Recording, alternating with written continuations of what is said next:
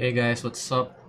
I'm just gonna play Wild here for a while I talk about some tips I could share on how I got to Legend in Standard, but I'm gonna be playing Wild.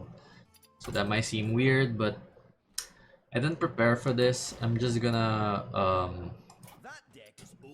say things that I felt are good or that I feel are useful to get a Legend. So I've been a Legend player for over a year now, but I've never gotten that 11x multiplier, meaning D5 to Legend is always a struggle for me.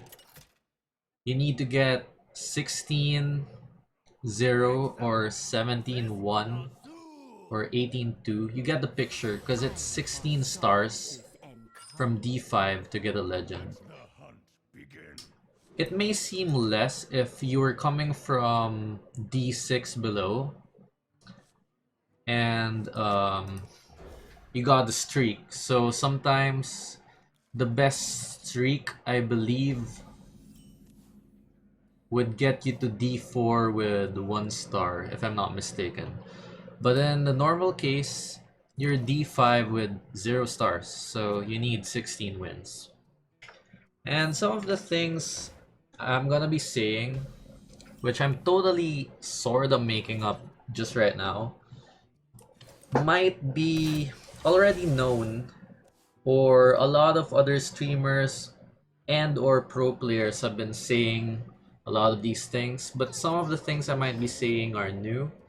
So I hope to whoever is watching, to whoever wants to get a Legend, I hope there's something you could get from the things I'm about to say. So number one, which I think is common to everyone, is play a deck you like. Now there are some pros and cons here. The pros is you're happy with your deck. So if you're happy with your deck, most likely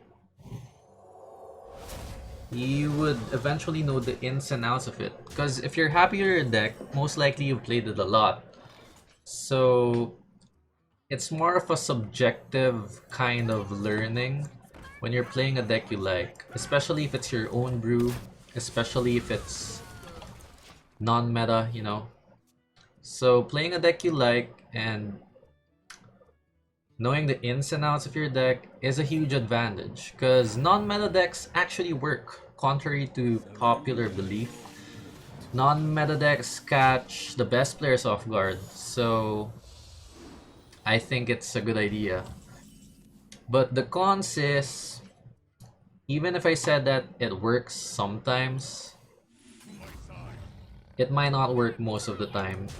You might have some crazy brew that's hard to, like, you know, play around by players who are used to the meta or used to meta decks.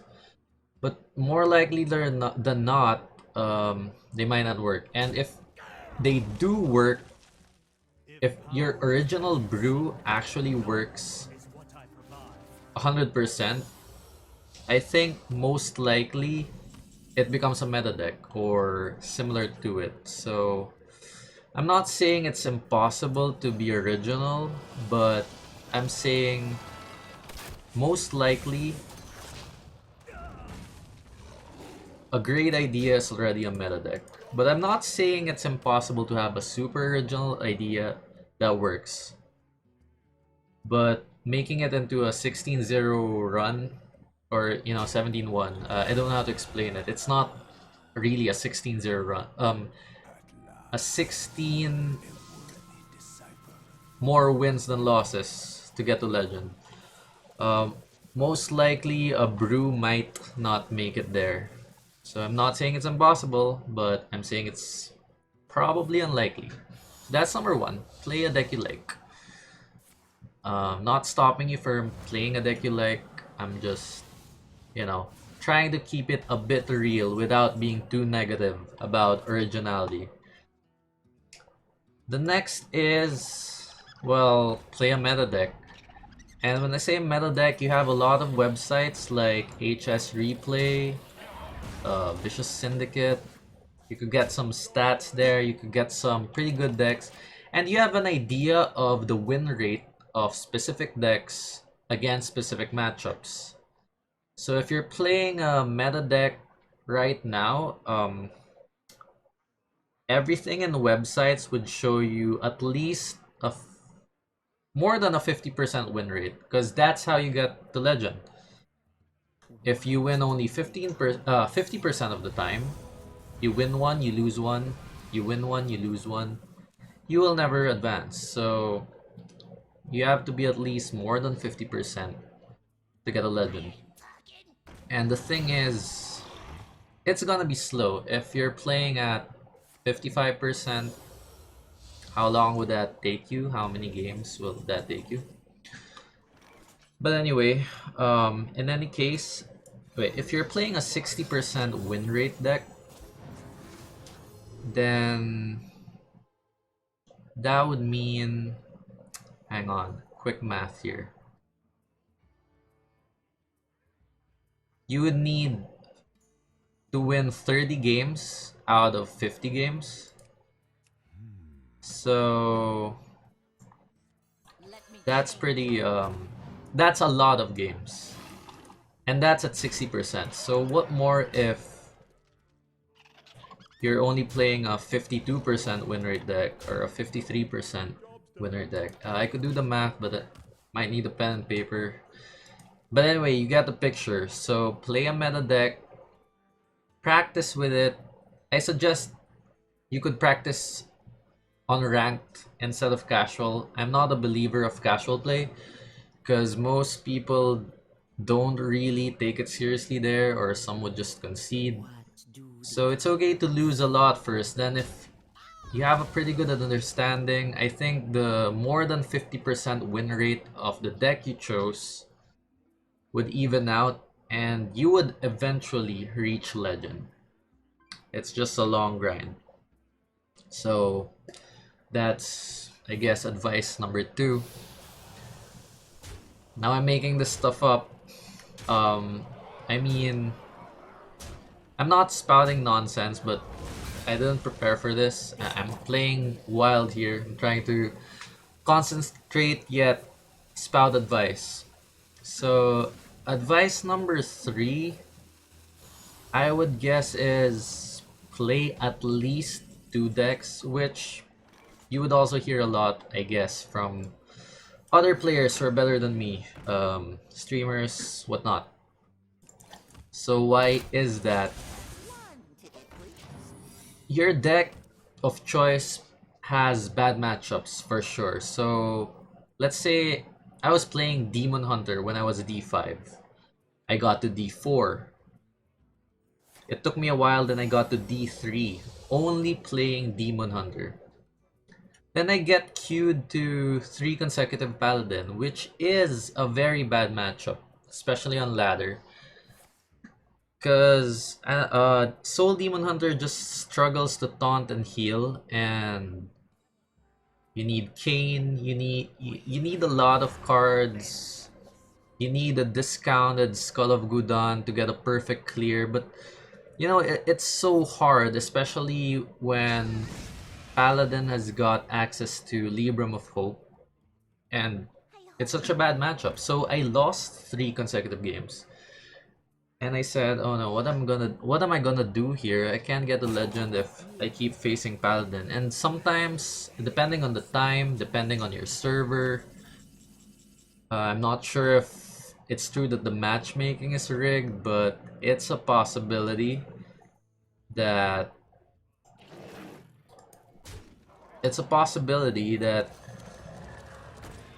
you would queue into your bad matchup a lot. Side note, look at this deck here. I'm actually playing a wild deck that is actually mostly standard, but I like this deck I made. This is a brew. I don't think I'll make it this far on wild with this deck, but it's fun, and copying the Trampling Rhino is a lot of damage. But anyway, going back. So I kept losing with Demon Hunter. Then I changed my deck. I said Pure Paladin is probably good. Broom Paladin is probably good. I went with Pure Paladin. And lo and behold, I got to D1 eventually. Then I kept losing to Warrior. I mean, I didn't queue into Warrior 3 consecutive times, but I kept I won, I lost, I won, I lost. Then I faced two Warriors on separate games, but both were losses. ETC Warrior, I think, is very hard for any Paladin. Maybe Pure Paladin has a better shot than Broom Paladin because the curve of Pure Paladin is crazy good, and sometimes ETC Warrior is too slow, or the removal isn't perfect for the board, like with Goody Two Shields, um, Devout Pupil, etc. So that's the problem. I kept losing again. So you have to have at least two decks, because if you keep on sticking to one deck and the meta is against your deck, it'll be a hard climb. So it's either you stop playing for a while, which is also a good idea. That's probably advice number... Okay, I just lose this game. That's probably advice number 4. But yeah, if you want to continue playing and the meta is not on your side, then you go back. I actually went back to D5 from D1 a lot. A lot of seasons that's happened to me. I get tilted a lot, but that's how it goes. So it's either you rest or change your deck. So that's advice number 3, and I guess I'll say advice number 4 is take a rest if you're having a losing streak. So when I get tilted, I go back to D5. I'm not a tilter that shouts and stuff, but inside I'm raging. And that's advice number 4. On a losing streak, have a rest. So why is that? Well, to be honest, I'm not a believer. I was not a believer before that being mad affects your plays.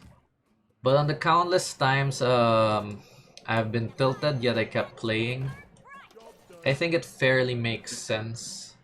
You just don't know it. Maybe you think your mind knows your deck in and out, you know the matchup, but there's something in there with your rage that's actually probably affecting your decisions. So this may sound superstitious, but if you don't get tilted, maybe that's a rare case. I think a lot of players get tilted, especially on a legend climb. So you don't have to follow this advice because it seems very superstitious, but take a rest on a losing streak. So that may be my most questionable advice. So it might seem kind of personal to me. I usually don't believe it for games that require the mind. So being tilted on a physical sport maybe affects your play, but actually to me it doesn't make sense, except that it happens to me a lot. So I'm just gonna put it out there. Personal advice: stop playing when you're tilted. Okay, so advice number 5. What else is for my advice number 5? So again, I'm making stuff up that again, making stuff up that I believe is helpful. Okay. watch pro players. Okay, there are a lot of great YouTube out there. I'm hoping to become one day, but I think that's gonna be a long time. But yeah, I'm just having fun doing this. But there are a lot of great players, there are a lot of great streamers, there are a lot of pro players who stream and do YouTube as well. So specifically, try to find, try to look at the decks they're using. So sometimes they wouldn't use meta decks, but when they do play meta decks, you're bound to it's bound to happen, or it's almost sure that they're playing it really perfectly or almost perfectly. I mean, pro players make mistakes, but I think when they're playing meta decks, their errors are at a minimum. So that's really good advice. I personally, I never play rogue, but not never. I rarely play rogue, but the rare times I do, I take a look at Jay Alexander. He's a really cool guy. Only plays rogue mostly, and he's really good with rogue. Any variant. Although rogue got lost in the meta, I think, before Madness of the Darkmoonfaire, but I think it's still pretty viable now.